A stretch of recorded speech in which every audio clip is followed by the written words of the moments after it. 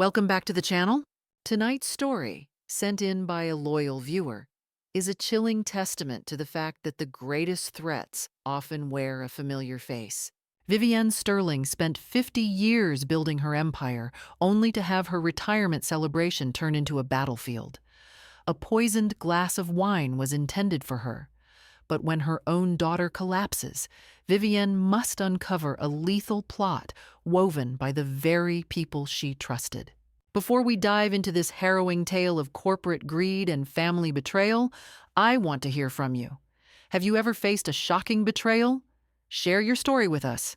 You can send your true story to womensstories@segmail.com. Now, let's begin the story of the heir's venom. The grand ballroom of the non-disclosed hotel was alive with the deep, warm scent of fine cognac, imported textiles, and the unmistakable aroma of corporate success. Vivienne Sterling stood at the center of the room, a pillar of enduring style in a bespoke sapphire velvet gown, her perfectly coiffed silver hair catching the light. This retirement gala was far more than a simple party. It was a triumphant declaration, the grand finale after 5 decades of relentless labor, culminating in the vast Sterling global conglomerate, an empire built on international logistics and high-end manufacturing. Vivienne felt an overwhelming sense. The reward for her lifetime of sacrifice, retirement, was finally palpable. It was not just about cessation of work, but the profound, deep-seated pride of having won. The only slight disruption was a familiar, dull ache in her shoulder, a physical scar from the early grinding years. She observed the key players, her family, the designated successors. Her eldest daughter, Clara, stood near the stage, radiating genuine happiness. Clara, capable, kind, and ready to assume leadership. Clara's children, the twins Leo and Maya, weaved through the sophisticated crowd, embodying the secure future Vivienne had worked for. And then there was Dominic Holloway, Clara's husband, positioned exactly 2 paces behind her. Dominic, the strategist.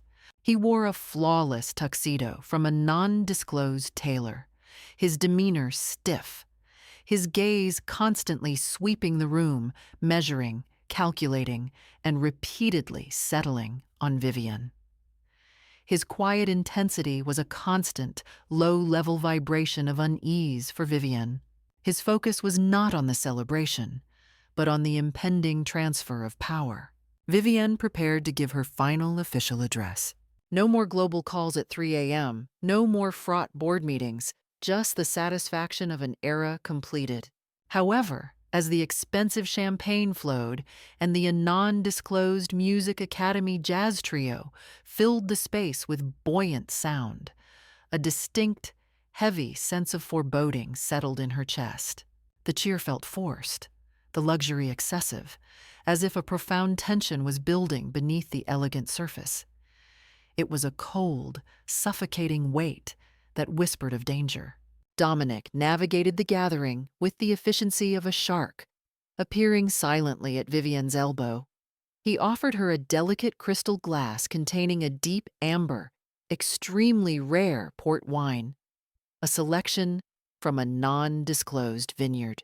"Vivienne," he murmured, his voice smooth and unnervingly quiet amidst the din.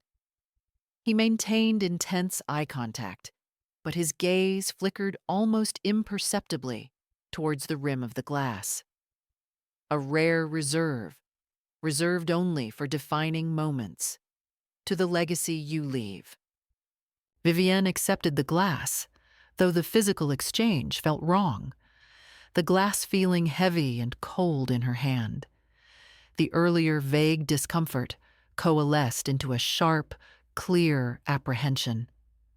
The wine, glittering under the chandeliers, seemed to hold a strange, unnatural stillness. She lifted the glass, intending to offer a reciprocal toast. As the liquid neared her face, she paused, struck by an odd, sharp, metallic, ozone-like scent that cut through the richness of the port and the perfume of the room. It was starkly out of place and deeply alarming. Vivienne froze, the glass motionless near her lips. "It's the old pipes, or my sinuses are playing tricks on me." She tried to rationalize, but the sharp, acrid tang made her throat tighten. Feigning a smile, she took the smallest, most superficial sip.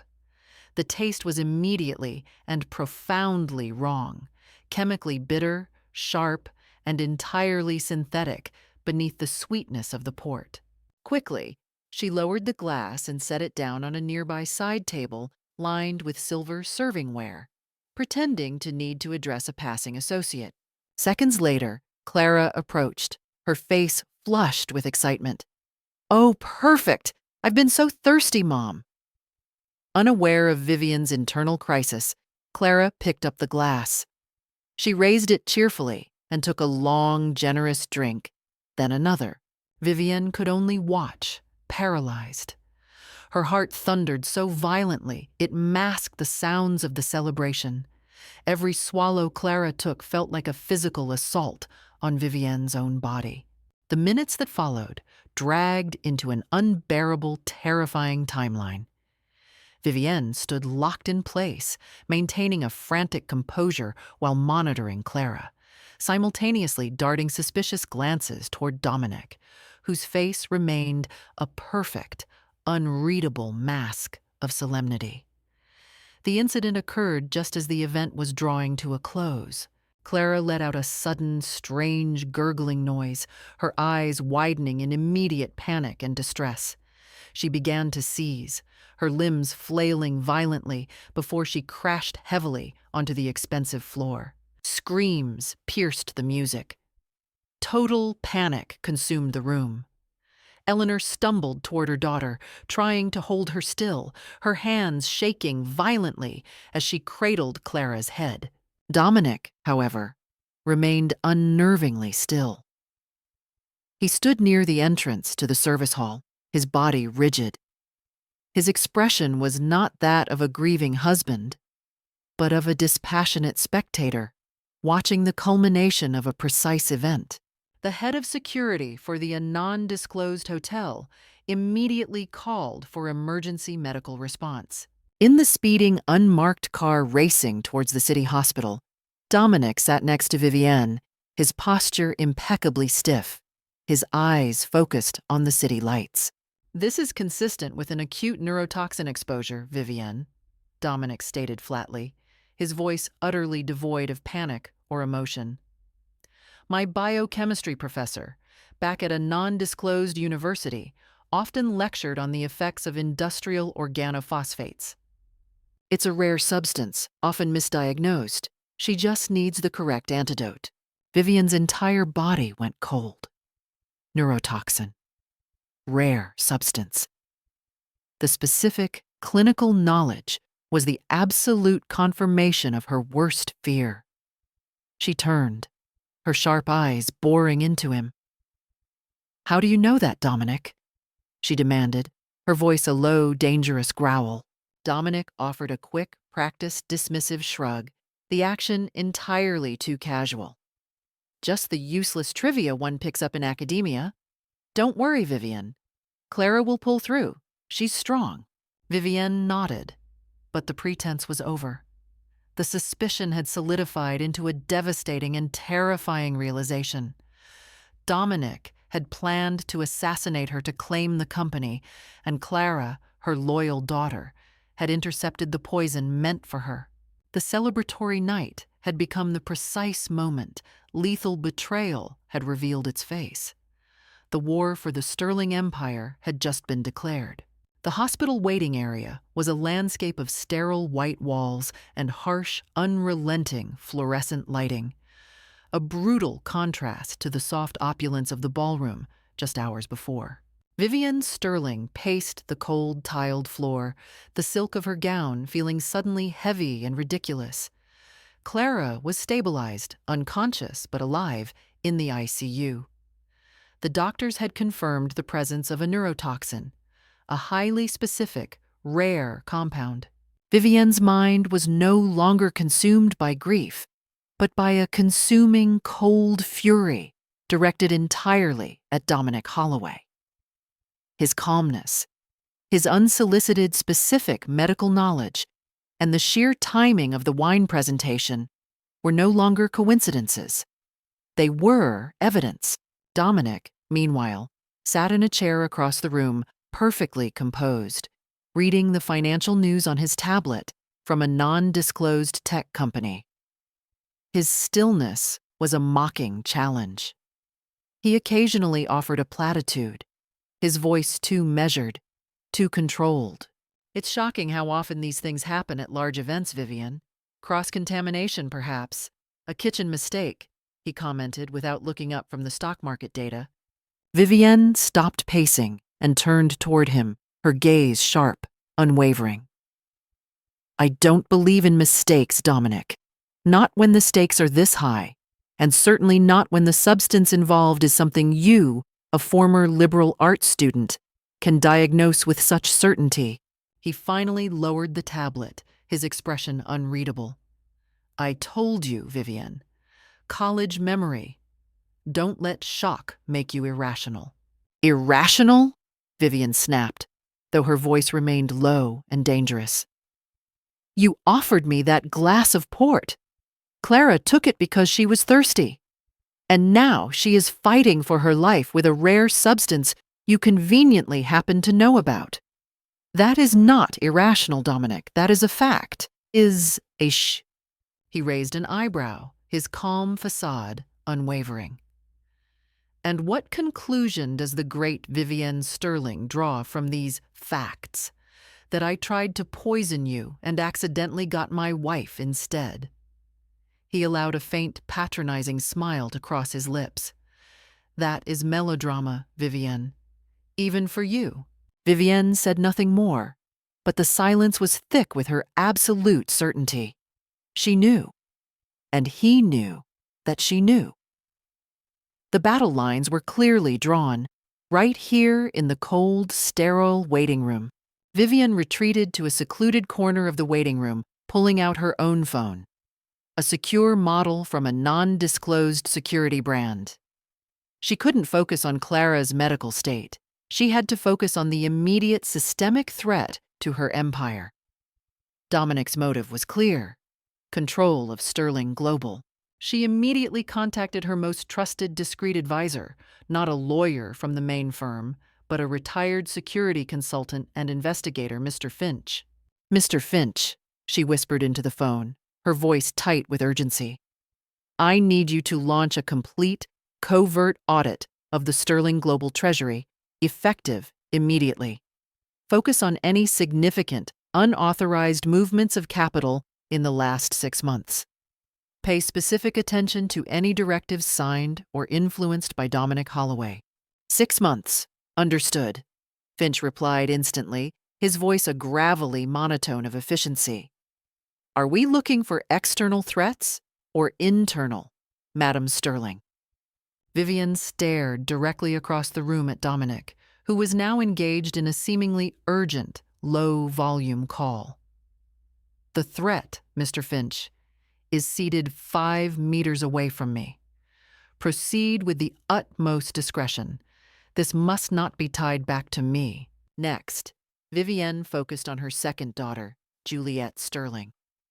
Juliette, the quiet one, the reserved one, had not attended the gala, claiming a debilitating migraine. Vivienne dialed Juliette, forcing a tremor of maternal distress into her voice.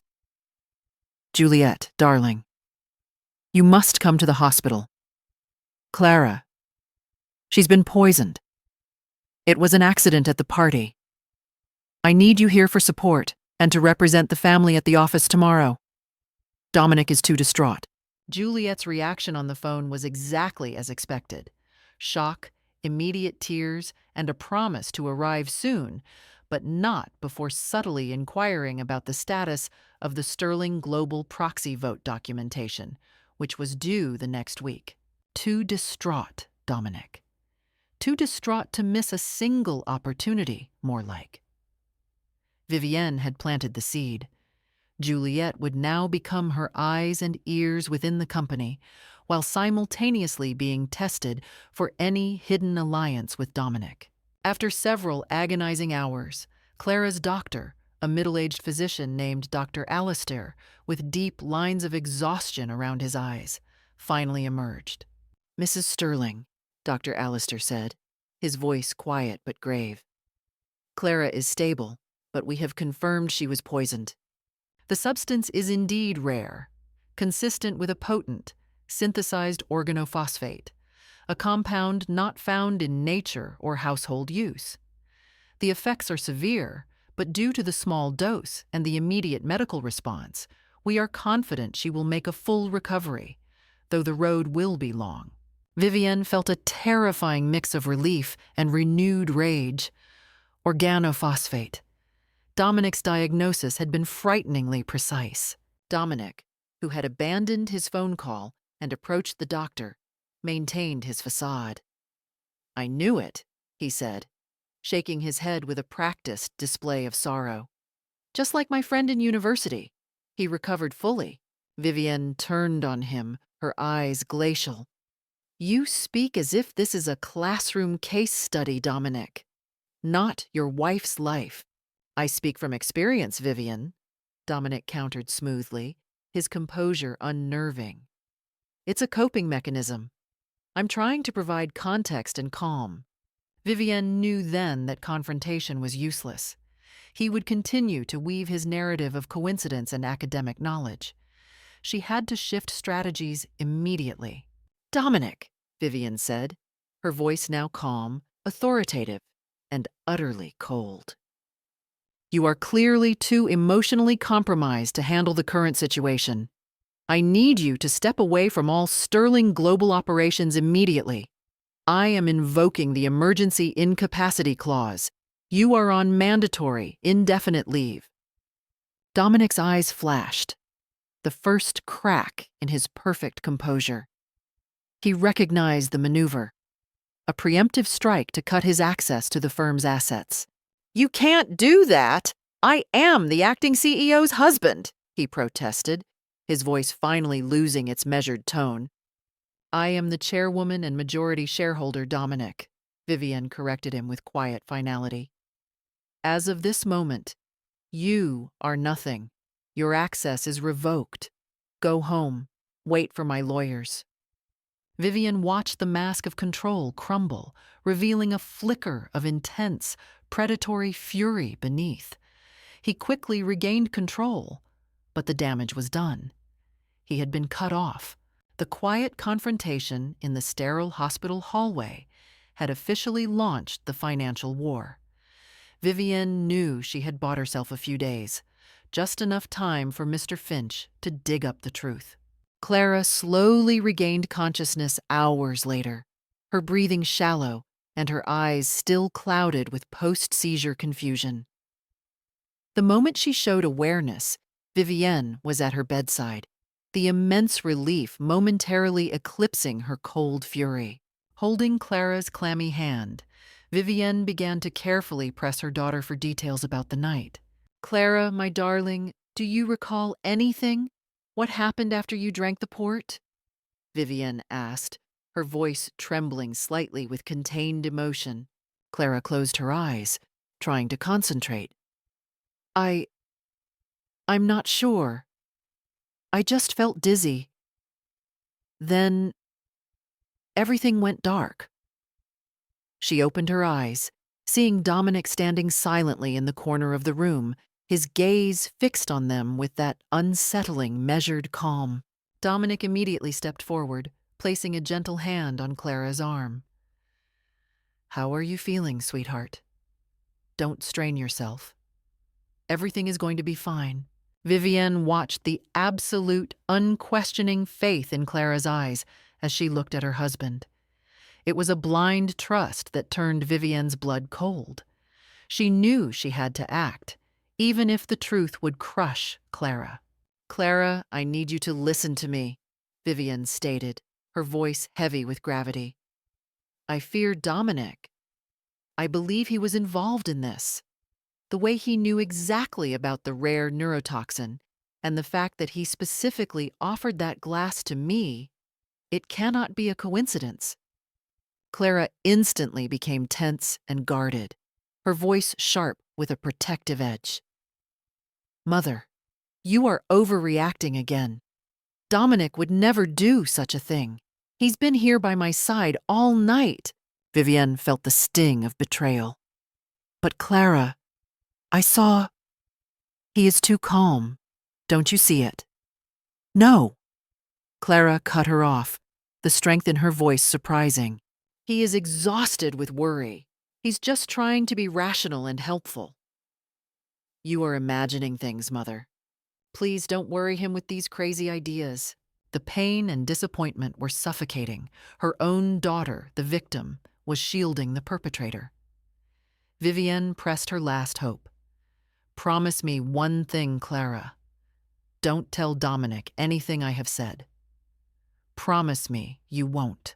Clara frowned, her expression skeptical, but finally gave a reluctant nod. Of course I won't. I'm not going to bother him with your paranoia. Back at her secure penthouse in the non-disclosed high-rise, Vivienne immediately initiated contact with her private investigator, Mr. Finch. I need tangible evidence, Finch, Vivienne commanded, her tone cold and metallic. Dominic has been locked out of the company network. He will be acting externally. Track his every transaction and every meeting. Pay extremely close attention to any contact with shell corporations or overseas accounts. Within 48 hours, Mr. Finch returned with news that was not only troubling, but profoundly shocking. First, Dominic had engaged in a rapid series of clandestine meetings at inconspicuous locations. Not upscale offices, but old warehouses and small suburban legal firms. The meetings were with individuals outside the Sterling global logistics sector, predominantly opaque investors and figures known for distressed asset acquisition. Dominic was clearly rushing to secure external funding or planning a rapid asset sell-off. Second, Mr. Finch confirmed a deeply unsettling financial maneuver. Over the last 6 months, Dominic had utilized his executive access to authorize substantial payments to a shell consultancy firm named a non-disclosed name in the Caribbean. This firm was merely a conduit established to legitimize massive, ongoing fund extraction. But the most devastating shock was yet to come. Mr. Finch reported that Dominic had held at least 3 long, private, and intimate meetings with one specific family member. Madam Sterling, Finch reported over a secure line, Dominic Holloway is not operating alone. The meetings took place at a private establishment in the financial district. His accomplice is Juliette Sterling. Vivienne's breath hitched in her throat. Juliette. Her second daughter, the one who was quiet, reserved, and had just expressed tearful support for Clara. The truth landed on Vivienne with the force of a physical blow. It wasn't vague suspicion. It was irrefutable evidence. Dominic had been utilizing her own flesh and blood, Juliette, as his operational ally and accomplice. Vivienne sought the cruel, cold logic behind this specific act of betrayal. Juliette had always been the marginalized one, overlooked in favor of the dynamic, front-facing Clara, the designated future CEO. Juliette held the crucial position of Director of Corporate Strategy, a powerful role consistently overshadowed by Clara's imminent promotion. Resentment, Vivienne whispered bitterly to the empty room. Jealousy cloaked in meek compliance. I was utterly blind. She recalled Juliette's seemingly pained voice and her tearful promise to represent the family at the company office. It was a perfectly executed performance. Juliette was not merely betraying her mother. She was actively betraying her sister, who lay in a coma she herself helped induce. The immediate sickness gave way to a hardened clarity. Emotions were now secondary. Her priority was cold strategy and the defense of her legacy. Vivienne called Mr. Finch back. Finch, redirect your entire focus away from Dominic. Concentrate all resources on Juliette Sterling. I need to know every meeting, every financial transaction, every corporate email sent from her company account, specifically anything relating to a non-disclosed tech company or upcoming shareholder motions. I need to quantify the extent of her theft and what her immediate next move is. Vivienne understood the true scope of the war. It was no longer just about guarding the company against a greedy son-in-law. It was a fight for survival against Juliette's deep-seated, calculating resentment, which Dominic had merely leveraged. He was the tool. Juliette was the central, devastating threat. Vivienne had to strike now, swiftly and decisively, before Juliette and Dominic completed their final, fatal plan. Vivienne now operated with surgical precision, her emotional responses entirely overridden by cold strategy. The coordinated attack, Dominic's external financing combined with Juliette's internal asset manipulation, signaled an imminent coup. The pressure point was the emergency board meeting she had scheduled. Working directly with Mr. Finch, Vivienne initiated a high-stakes counter-strategy focused on misdirection. Finch, she instructed over the secure line, leak the news about the emergency meeting set for tomorrow morning, but change the official reason from CEO's health crisis to a non-disclosed name merger deal. What is the objective of the redirection, Madam Sterling? Finch inquired, his tone crisp. If Juliette thinks the meeting is about Clara, she will only prepare a simple defense, Vivienne explained. If she believes it concerns a monumental financial failure, she will bring prefabricated forged documentation and proxy votes ready to blame Clara for the supposed merger collapse. That move will expose the full scope of her financial planning. Furthermore, Vivienne created a decoy confidential document on her cloud drive, meticulously titled Evidence of Clara's Company Fund Embezzlement, ensuring it was accessible with a common password Dominic had once used. Finch later confirmed that Juliette, utilizing her corporate credentials, successfully accessed and reviewed the document. The bait had been taken. Juliette was now operating under the false confidence that Vivienne knew only about the embezzlement attempts, completely unaware that her mother knew about the personal betrayal or the poisoning plot. At the hospital, Clara was slowly recovering, moving out of the critical phase. Though weak, she was able to speak and sit up. Vivienne had issued a strict temporary ban on Dominic's visits, citing the need for Clara's reduced stress. Juliette, however, arrived at the hospital, presenting a facade of perfectly crafted sympathetic distress. "Sister, this is horrifying," Juliette murmured, gently holding Clara's hand. "I've had to handle everything at the company. The CFO is in hysterics. Mother fired Dominic, citing emotional incapacitation. It's completely unfair to him." Clara looked intently at her sister. "Fired? What are you saying?" "Yes, Mother says he's too compromised. But I've been talking to Dominic. He has an incredible vision for Sterling Global. Once we manage to clear up these difficulties and reinstate him, we'll be stronger than ever." Clara frowned, a surprising sharp spark appearing in her eye. "What plan, Juliette? What are you talking about?" Juliette, caught up in the thrill of her own perceived secrecy and certain that Clara was still too weak and naive to comprehend the gravity, leaned in and whispered, believing this to be a moment of sisterly confidence. "After the emergency board meeting tomorrow, you will be implicated in the merger failure. Dominic will step back in and regain control, and I will be immediately promoted to CEO. Don't worry, you'll have an honorary board seat and a generous stake. This is for us, Clara. Mother couldn't see the scope of our potential." Clara, who had promised Vivienne to keep her suspicions silent, was now fully alert. She saw the cold, ruthless calculation in her sister's eyes.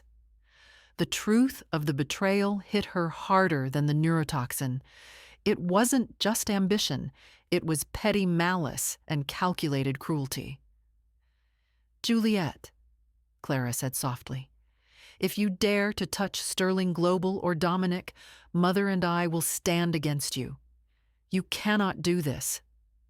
Juliet smirked, a look of contempt Clara had never witnessed. "Too late, Clara. We've been planning this for too long. The proxies are counted. I have orchestrated everything. Get well soon." She stood up, oblivious to the fact that Clara had discreetly engaged the audio recorder on her cell phone, a non-disclosed smartphone model, capturing the entire conversation. The following morning, the Sterling Global boardroom was packed with executives and board members. Vivienne sat in the chairman's seat, her face a mask of formidable resolve. Dominic was conspicuously absent, advised by his counsel to wait off-site for news of the expected takeover. Juliet entered, appearing outwardly composed, but with a telltale nervous energy. She placed a heavy binder of documentation and a substantial sheaf of proxy votes on the table, supposedly collected after hearing of the failed merger. Vivienne opened the meeting, maintaining the focus on the company's financial stability. Juliet, wasting no time, raised her documents. "Madam Chairman, the problem is clearly not the merger talks, but the catastrophic mismanagement by the heir apparent." Clara Sterling recklessly exceeded her authorization. "I have proof of suspicious payments to a Panamanian shell company, and I believe she was preparing a major embezzlement move. I call upon the board to immediately vote to remove Clara from the awaiting CEO position and replace her with a demonstrably more capable executive, myself." Several of the board members looked genuinely confused, while others, already swayed by Dominic and Juliet's prior covert actions, nodded in agreement. Vivienne looked at her daughter with an expression of profound disappointment. "What evidence do you offer for these devastating accusations, Juliet?" "The evidence is in the binder I just submitted, Mother," Juliet responded sharply, her eyes cold. "Along with the proxies showing the majority of the board agrees to Clara's removal and my immediate confirmation as replacement." Vivienne slowly rose to her feet. She held a small remote, and the massive display screen behind her lit up.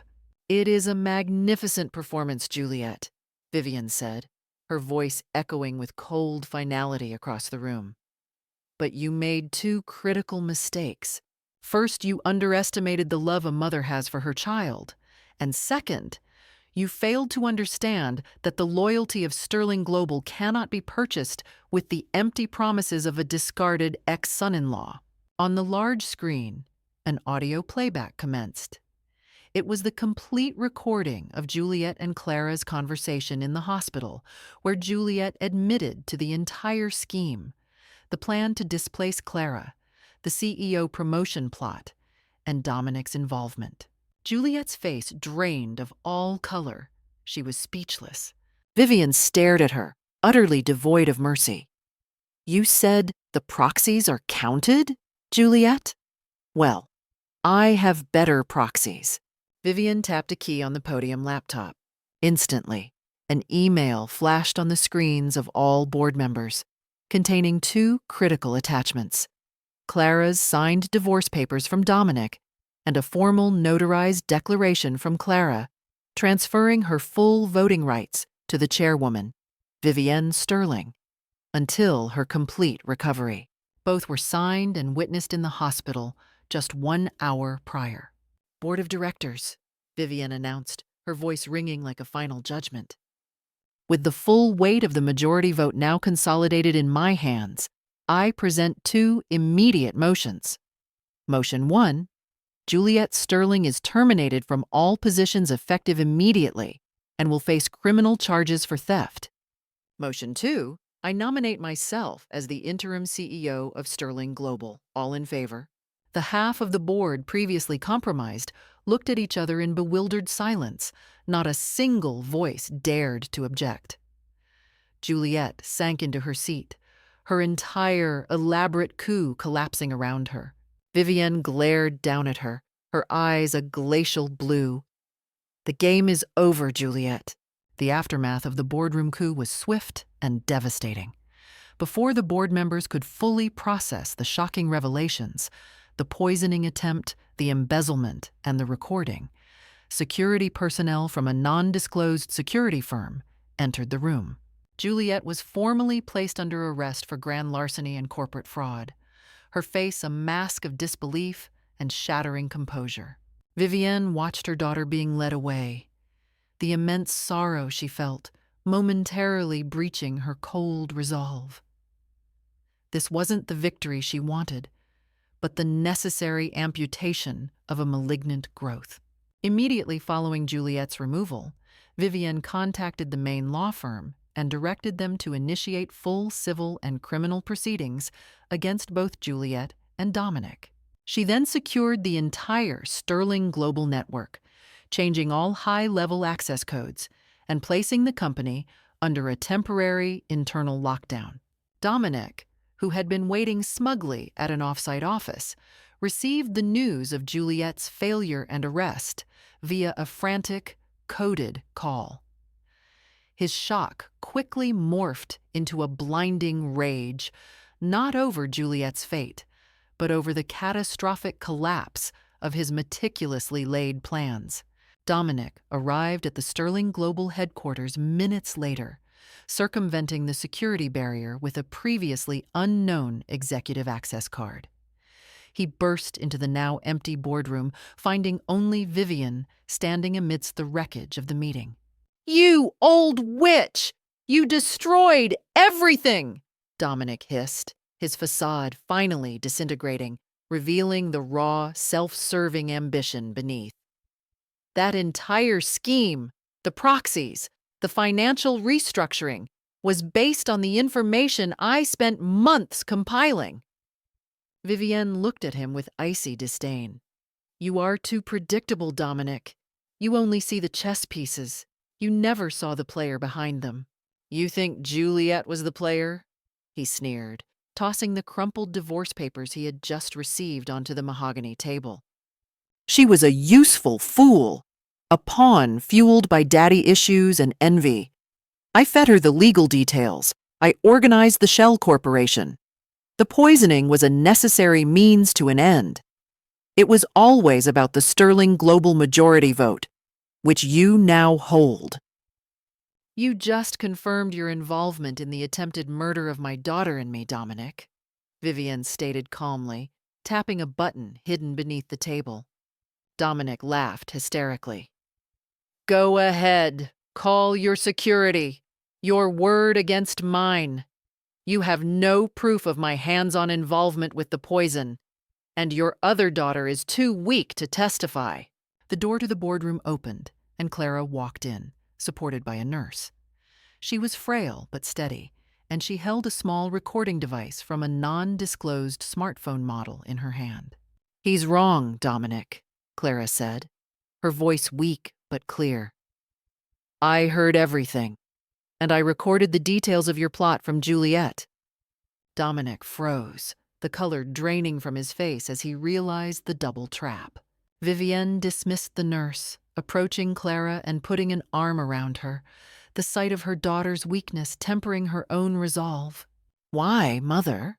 Clara asked, her eyes filled with pain, looking past Dominic toward Vivienne. "Why Juliet? I never knew she felt that way."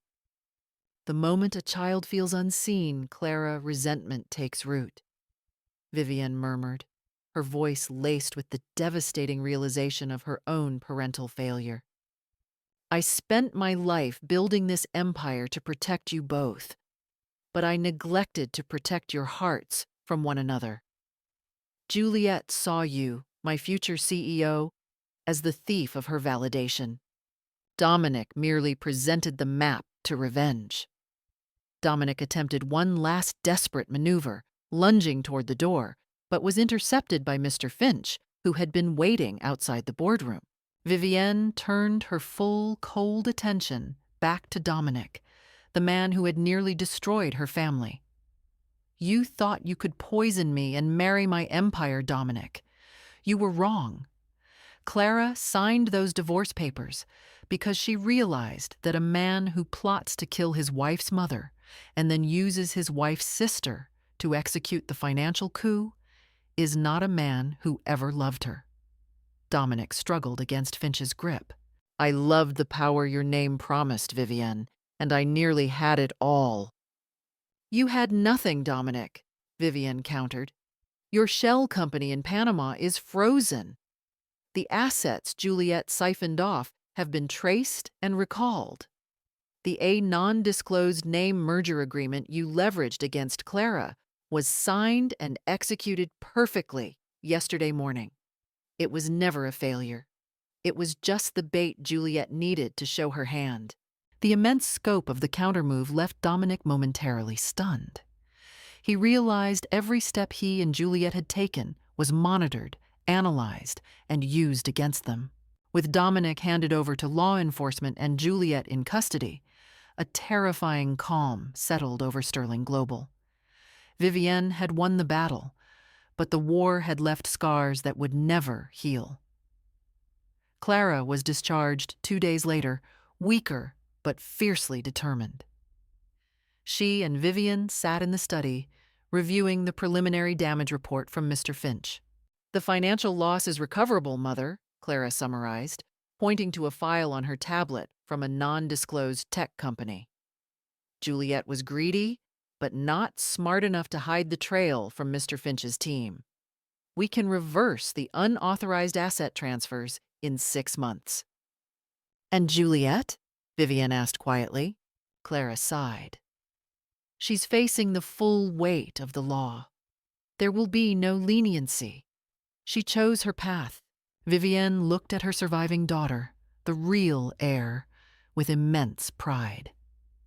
You showed remarkable strength, Clara. You stood up to them both, even when you were at your weakest.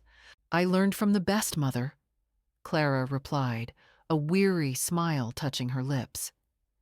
The betrayal taught me more about running a business than 10 years in operations ever could. I'm ready to take over, not as the successor you groomed, but as the successor who survived. Vivienne nodded, looking out at the city skyline. The empire is yours, Clara, but the legacy must change. No more secrets, no more shadows. We will rebuild on transparency and strength. We will not be defined by the venom of others. The battle was over. The corporation was safe. But the family was permanently fractured, leaving Vivienne with a bitter victory and the solemn task of guiding her remaining daughter to lead the company into a future free from the greed that had nearly destroyed them. Following the internal chaos, Vivienne faced the immediate task of managing the public perception of Sterling Global. The unexpected removal of 2 high-ranking executives, Dominic and Juliet, and the hospitalization of the heir apparent required a masterclass in corporate crisis management. Vivienne convened a meeting with her most seasoned PR team, instructing them to weave a narrative of strength and decisive action. The official line, Vivienne stated, her voice resonating with cold authority, is that Dominic Holloway was terminated due to severe ethical and professional misconduct discovered during a proactive internal audit. Juliet Sterling will be referred to as having resigned amidst a conflict of interest investigation. We do not mention the police, the poisoning, or the family aspect. We project stability and zero tolerance for malfeasance. The corporate press release, meticulously crafted by a non-disclosed PR firm, was a masterpiece of evasion, focusing instead on Clara's rapid recovery and Vivienne's temporary assumption of the CEO role to ensure a smooth transition during a critical expansion phase. Despite the controlled narrative, the internal atmosphere at Sterling Global was one of hushed paranoia. Executives eyed each other with suspicion, wondering who had been aligned with the fallen duo. Vivienne utilized this fear effectively, using Mr. Finch's team to conduct discreet, focused inquiries into the business dealings of any managers who had frequently interacted with Dominic or Juliet in the last year. Meanwhile, Dominic, now facing serious charges, tried one last desperate move from behind bars. He used his one permitted call to contact a former associate, a shadowy figure in the world of asset recovery, known only by the code name The Broker, attempting to leverage the remaining stolen funds that Juliet hadn't yet been able to fully transfer. The call was immediately flagged and intercepted by Mr. Finch's surveillance team, providing Vivienne with an extra layer of proof regarding Dominic's continued criminal intent. One evening, back at the family residence, Clara was resting, stronger each day, but still marked by the physical and emotional trauma. She found Vivienne in the study, staring at an old framed photograph from a non-disclosed school event. A picture of a young Clara and a slightly distant, quieter Juliet. "Mother," Clara began softly, "you never told me why Juliet felt so overlooked. I always thought we were close." Vivienne sighed, placing the photo down. The cold corporate exterior softened, revealing the guilt of a mother who had prioritized empire over emotion. "I loved you both equally, Clara. But I raised you differently," Vivienne confessed, her voice thick with regret. "You were the one who embraced the business, the board meetings, the travel, the cutthroat nature of Sterling Global. You sought my approval in the boardroom, and I gave it freely because it was the only language I understood." "And Juliet?" Clara asked. "Juliet sought approval through quiet, personal things," Vivienne continued, running a hand over the photo. "She was an exceptional artist, but I dismissed her art school applications from a non-disclosed art institute. I told her art was a hobby, not a legacy. I pushed her towards corporate strategy because I thought it was safe, never seeing that I was crushing her true ambition. She saw my pride in you, the CEO, as a deliberate rejection of her, the artist. I created the shadow that Dominic used to fuel her resentment." Clara processed the painful truth. So, when Dominic came along, he didn't just see a partner in crime, he saw a partner in validation. "Precisely," Vivienne confirmed. "He told her she was the true strategist, the one who saw the complete picture, while you were just the face. He legitimized her deep-seated belief that she was the one who deserved the empire." The conversation was heavy with the weight of generational errors, yet it served to heal the lingering wound between mother and daughter, replacing Clara's confusion with painful understanding. Mr. Finch's concentrated investigation into Juliet's financial paper trail began yielding results. He successfully traced the funds that Juliet had channeled through the Panamanian shell company. A significant portion of the money had been converted into high-value portable bearer bonds issued by a non-disclosed banking firm. Working with international financial authorities, Vivienne and Mr. Finch initiated a global freeze. They managed to recover approximately $85 of the embezzled capital, significantly mitigating the financial damage to Sterling Global. "The money is safe, Madam Sterling," Mr. Finch confirmed. "Juliet's lack of true criminal experience worked in our favor. She relied too heavily on traceable digital transfers." However, the final piece of the cleanup was a grim necessity. Vivienne arranged to visit Juliet in the correctional facility, against the strong advice of her legal counsel. The meeting took place in a stark, cold visitation room. Juliet was pale, her expensive corporate wear replaced by a drab uniform.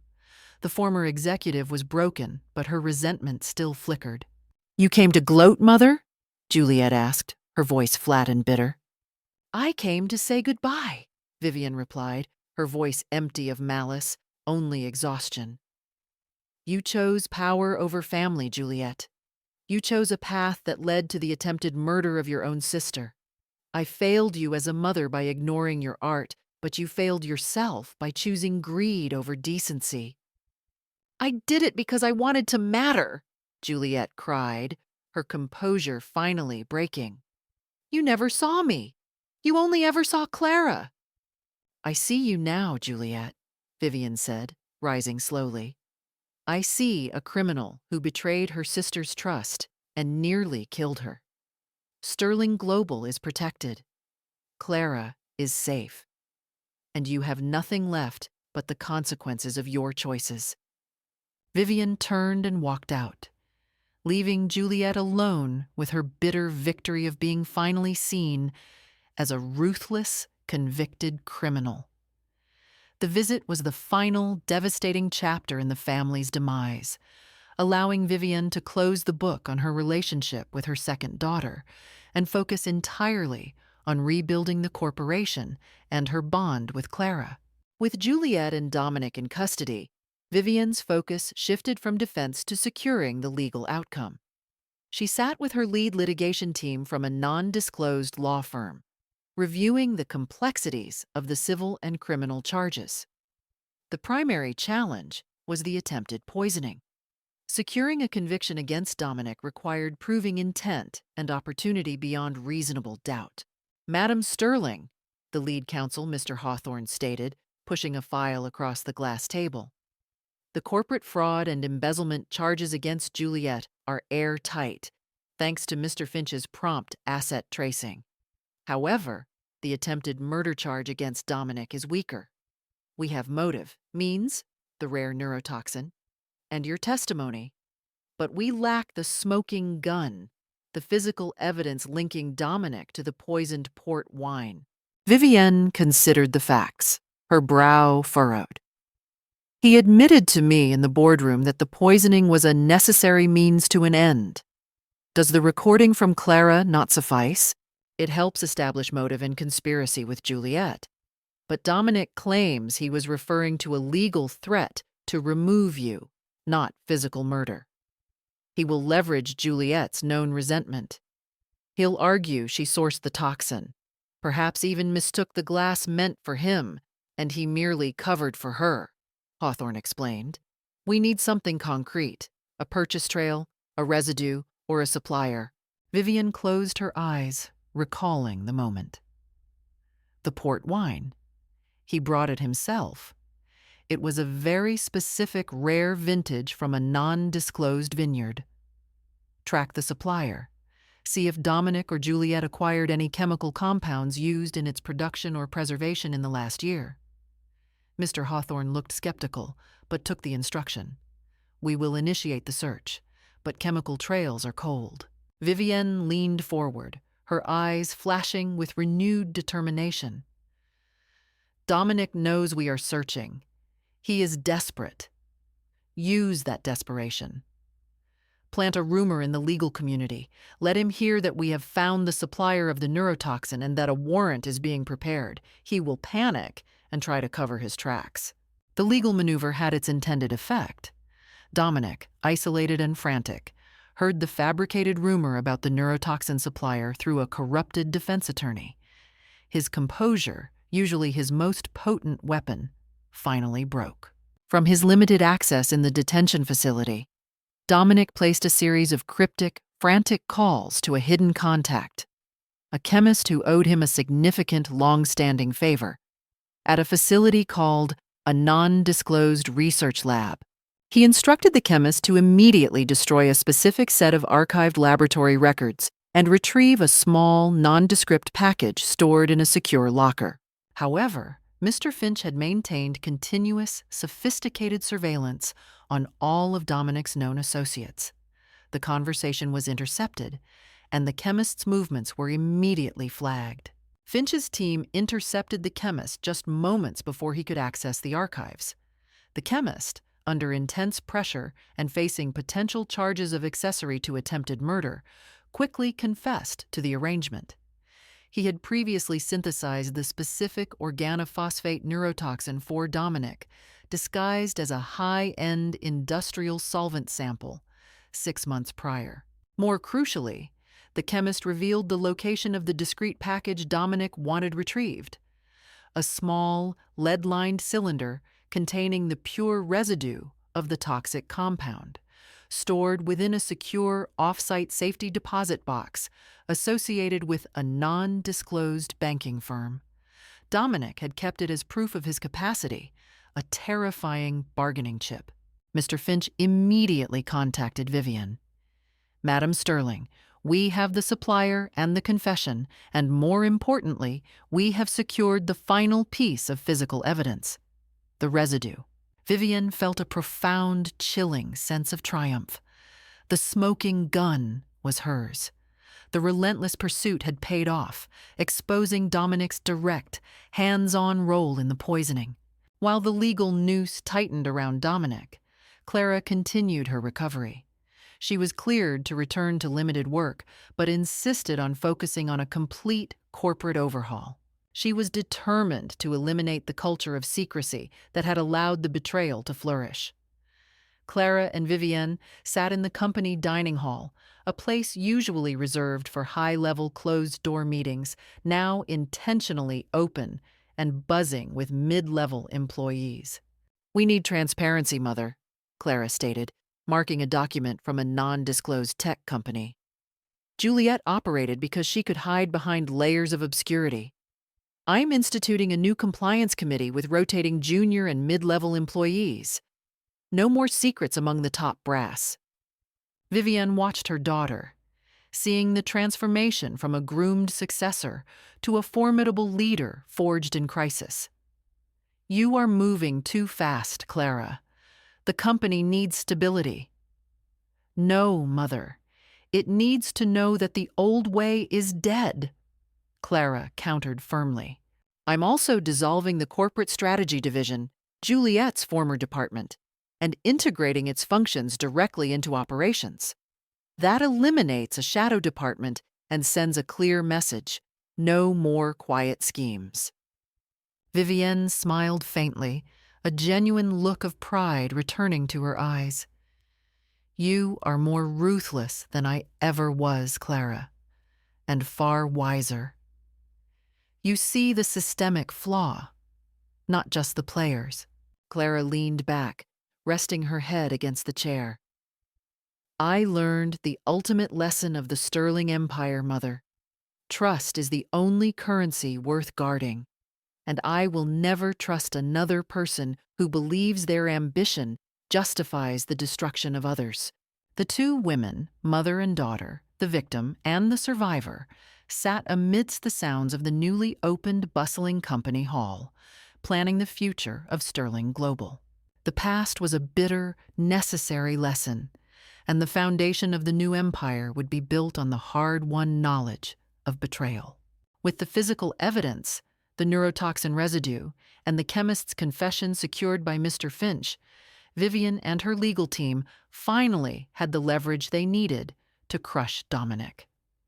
The legal strategy shifted from defense to overwhelming pressure. Mr. Hawthorne arranged a final, pre-trial interrogation. Dominic was brought from his holding cell to a sterile interrogation room at the courthouse. He entered looking haggard, his perfect corporate facade replaced by the desperate weariness of a cornered man. Vivienne was present behind a one-way mirror, watching.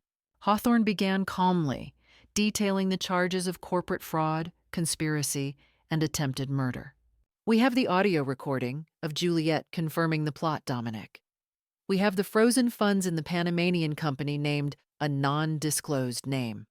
And now—" Hawthorne paused, allowing the silence to build.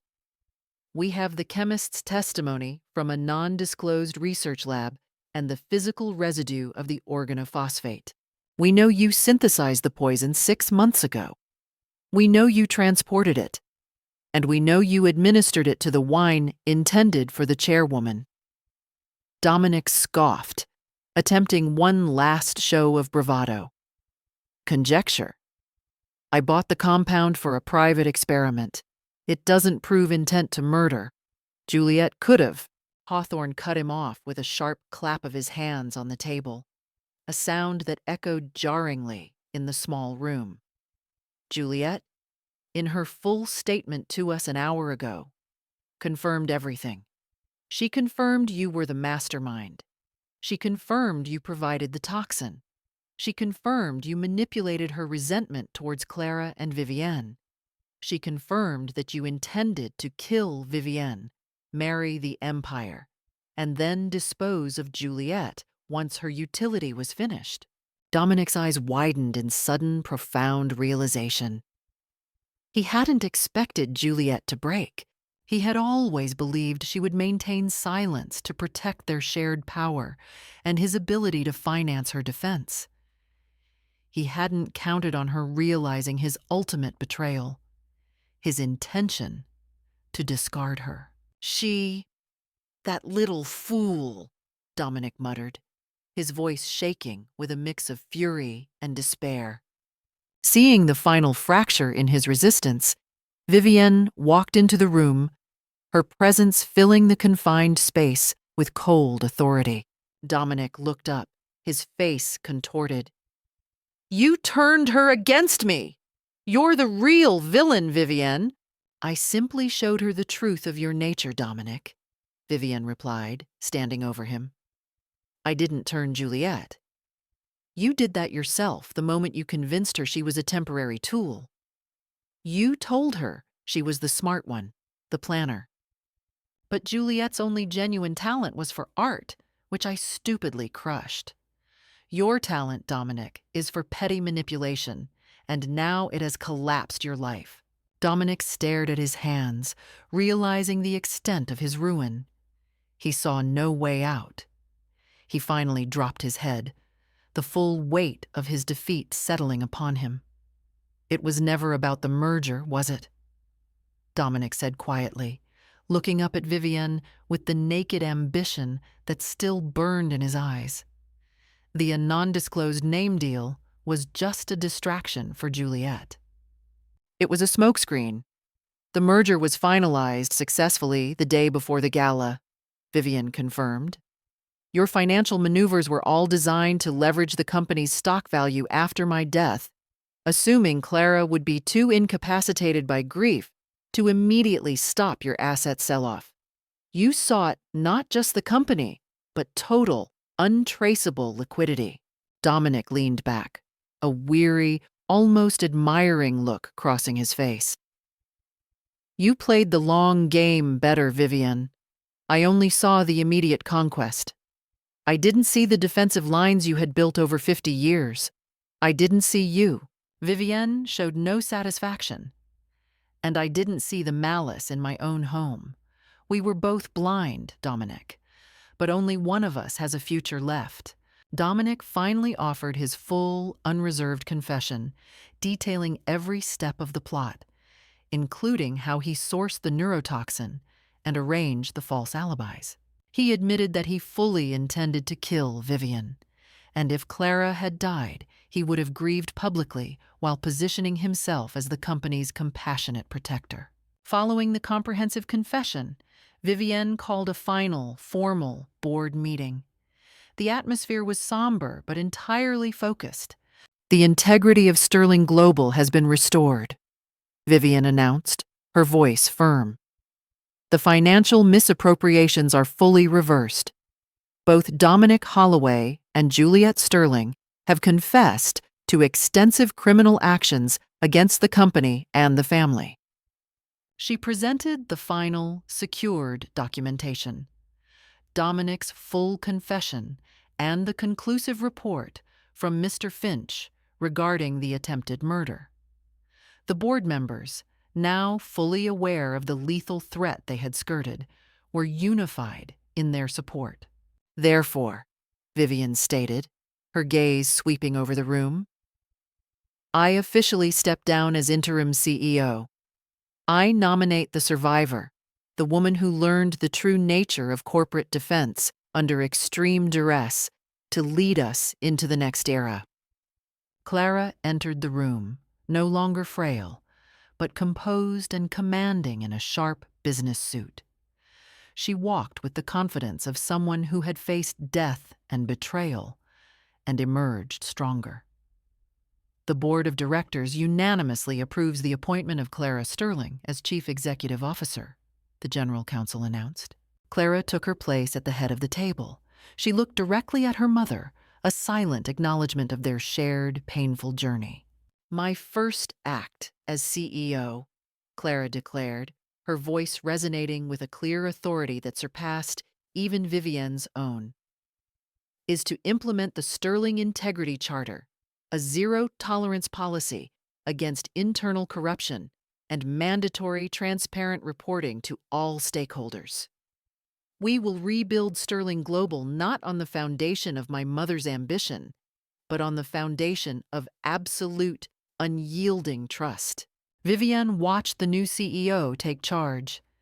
The pain of losing Juliette and the shame of her blindness were permanent scars, but the sight of Clara leading the company forward, forged in fire, was the bitter yet profound victory she had fought for. Her empire was in safe, strong, and morally resolute hands. The criminal trials for Dominic and Juliette concluded months later.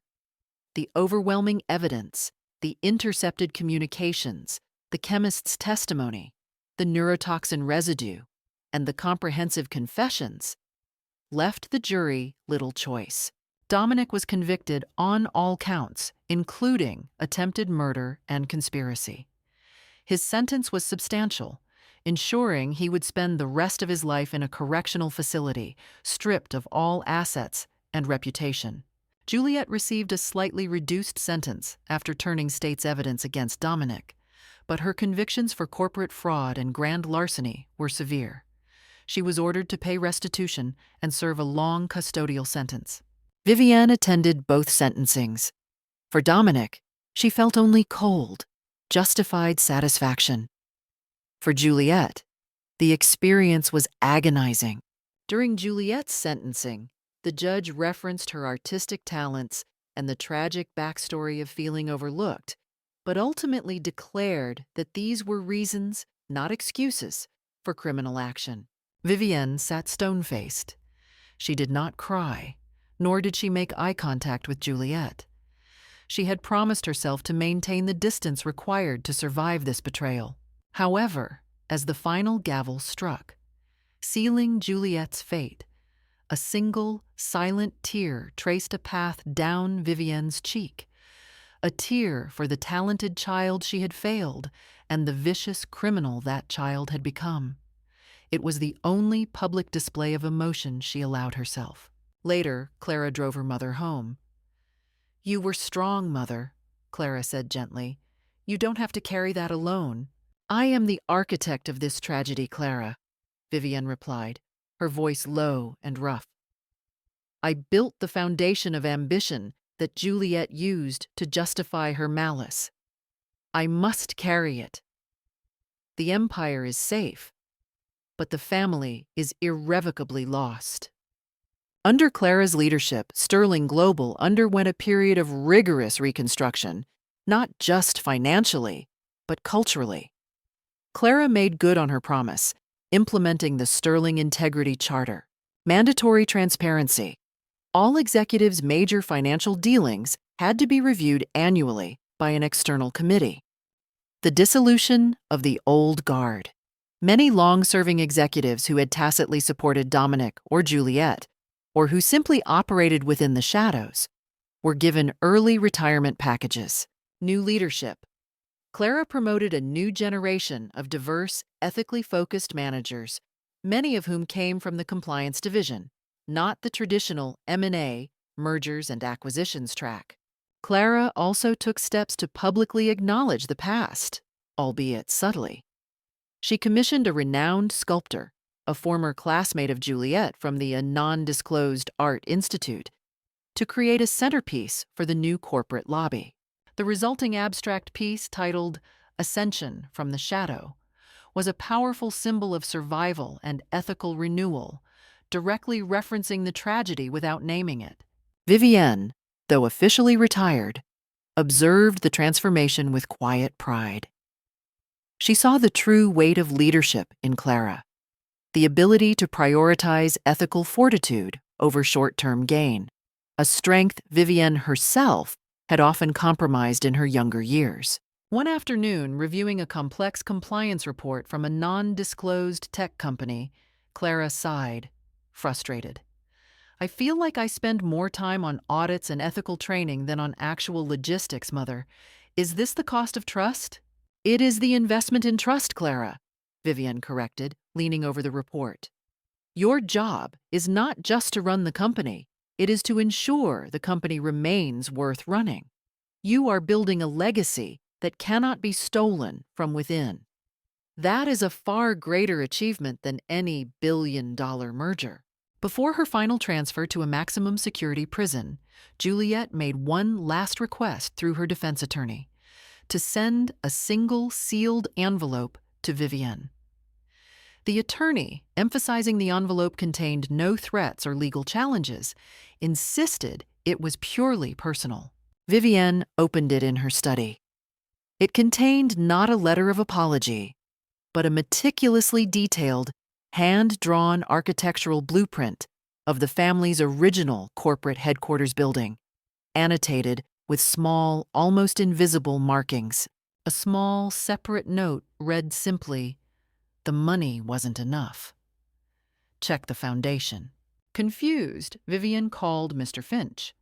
"Finch, I need you to quietly investigate the structural foundation of the original Sterling Global headquarters, focusing on the coordinates marked on this drawing." Finch's subsequent investigation revealed a final, shocking secret. Juliet hadn't just embezzled funds. She had also discovered a secret, undisclosed inheritance placed by Vivienne's late husband years ago. A collection of high-value, unregistered diamond certificates hidden in a lead-lined safe beneath the building's foundation, intended as a last-resort safety net. Juliet had planned to retrieve these after the coup. Juliet's final act was not one of repentance, but a desperate, final attempt to inflict pain or chaos. She knew the inheritance existed, and by revealing its existence now, she forced Vivienne to deal with a new, complex problem. Vivienne looked at the blueprint. The money was real, substantial, and utterly unexpected. But the manner of its discovery, through the cruel, final malice of her daughter, made it feel poisonous. "What do we do with this, Mother?" Clara asked, examining the certificate. "We leave it," Vivienne stated, her gaze hard. "We have the company. We have our integrity. We do not need secret wealth acquired through deceit and pain. We will donate the entire value to a non-disclosed art scholarship fund in Juliet's name." It was a final, cold act of definitive closure, taking Juliet's last play for chaos and transforming it into a lasting, positive, and morally irreproachable legacy. The very thing Juliet had always craved but failed to achieve. The old empire was dead. The new, ethical Sterling Global was fully born. 1 year had passed since the boardroom coup. Clara was firmly established as the CEO of Sterling Global. The company was thriving, operating with a newfound ethical transparency that earned it prestigious industry awards from organizations like a non-disclosed ethics body. The stock price had not only recovered from the initial shock, but had soared, proving that integrity could be profitable. Clara, however, carried the quiet weight of the past. She was perpetually vigilant, her former warmth tempered by a hard-earned skepticism. She had transformed from the bright, favored successor into a deeply pragmatic and powerful leader. Vivienne, officially retired, now devoted her time to charitable foundations, primarily overseeing the newly established Juliet Sterling Art Scholarship Fund, a silent, public atonement for her past mistakes. One afternoon, Clara found Vivienne on the balcony of the penthouse, looking out over the city skyline, the same view where the seeds of betrayal had been sown. "Mother," Clara began, handing her a secure tablet from a non-disclosed tech company. "The non-disclosed art scholarship fund is fully operational. We received over 1,000 applications this year. We chose an incredible young sculptor. She reminds me a bit of what Juliet was before everything. Vivienne looked at the picture of the young artist, a pang of sorrow striking her. You have handled this with immense grace, Clara. You turned her malice into something good. It was the only way to neutralize the poison, Mother, Clara replied, her voice steady. To prove that the company's legacy is stronger than any individual's resentment. But sometimes I still think about the dinner, about that metallic smell. I wonder, what if I hadn't taken the glass? Would you have died? Would Juliet have succeeded? The what-ifs are irrelevant, Clara, Vivienne stated, turning to face her daughter. The only thing that matters is the what is. What is that you lived, you fought, and you won. You are the superior executive, the stronger person, and the ethical leader this company needed. You had to endure the poison to become the antidote. Despite being securely imprisoned, Dominic's shadow lingered. His defense counsel, now working pro bono, initiated an appeal based on the claim that Juliet's testimony was coerced by threats of a life sentence, a final, desperate legal maneuver to cast doubt on the poisoning conspiracy. Vivienne knew she needed to secure the legacy against any future legal threat. She called Mr. Finch for one last, highly sensitive task. "Finch," she instructed, "Dominic kept that residue cylinder as a bargaining chip, proof of his dark capability. He never intended for it to be discovered. I want you to make that cylinder and every last chemical trace in his lab disappear permanently. I want 0 doubt, 0 chance of appeal, and 0 residue for anyone to exploit in the future." Finch understood the high stakes of finality. He executed the request with surgical precision. The remaining traces of the rare neurotoxin, the physical evidence that had secured the conviction, were chemically neutralized and destroyed, erasing the physical manifestation of Dominic's crime from existence. Vivienne didn't want the evidence to be used as a source of morbid fascination or a tool for future legal wrangling. She wanted the memory of the toxin to be just that, a memory, not a physical object that could continue to cast a shadow over Clara's leadership. "It is done, Madam Sterling," Finch reported simply, a week later. "The trail is stone cold. Dominic has nothing left to leverage." Vivienne sighed, a deep release of tension she hadn't realized she was holding. "Thank you, Finch. You have done more to protect the integrity of Sterling Global than all my lawyers combined." With the company stabilized, the legal threats neutralized, and the family demons put to rest, or in prison, Vivienne finally embarked on her true retirement. She sold the penthouse, the site of so much stress and calculation, and purchased a quiet, unassuming estate near the coast, far from the skyscrapers and boardrooms. She was alone, but no longer lonely. Her relationship with Clara had deepened into a bond forged by shared trauma and mutual respect. They spoke every day, discussing business strategy, compliance, and occasionally the difficult subject of memory. One afternoon, sitting in her garden, Vivienne watched the waves crash against the shore. Clara arrived for a weekend visit, bringing a bottle of fine, non-alcoholic cider from a non-disclosed beverage brand. "How is retirement, Mother?" Clara asked, pouring them both a glass. "It is quiet, Clara," Vivienne said, raising her glass in a slow, deliberate toast. "It is everything I thought it would be. Only now, it is earned twice over, once by ambition and once by survival." She looked at Clara, now radiant with confident leadership. "I built an empire of money, but you are building an empire of integrity. That is the true legacy." Clara smiled, a genuine, warm smile that reminded Vivienne of the girl she had almost lost. "The fight changed us both, Mother. I wouldn't wish the betrayal on anyone, but I wouldn't trade the strength it gave us." They sat in comfortable silence, the setting sun painting the horizon gold. Vivienne had lost a daughter and a son-in-law and suffered the ultimate betrayal. But she had salvaged her remaining family, saved her empire, and perhaps, most importantly, she had finally achieved peace, knowing that the new Sterling Global would be defined not by the shadow of the past, but by the ethical, formidable leadership of her surviving heir.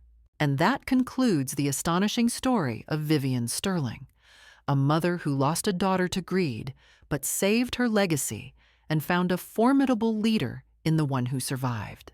It's a powerful reminder that sometimes the hardest battle you ever fight is the one fought in your own home.